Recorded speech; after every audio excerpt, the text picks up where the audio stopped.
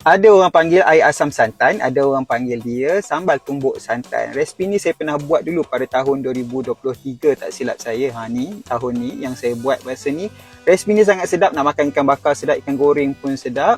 Okey, jom kita buat sama-sama.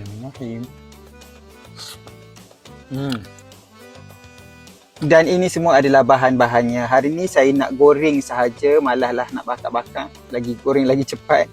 Okey, kita goreng ikan ni sampai garing elok. Lepas tu kita dah boleh ready dah untuk buat sambal tumbuk santan tu. Okey, mula-mula panaskan minyak. Kita tumis semua bahan-bahan ni sampai dia garing macam ni. Lepas tu kita tumbuk. Masukkan sedikit belacan bakar, garam. Lepas tu kita tumbuk dia sampai rata. Dan kita masukkan santan. Santan ni saya tak masak dah sebab saya nak makan terus. Tapi kalau ada yang nak simpan lama, bolehlah masak dulu santan tu. Lepas tu kita kacau rata. Lepas tu kita masukkan pula dia punya pewangi dia. Okey, ini adalah bunga kantan.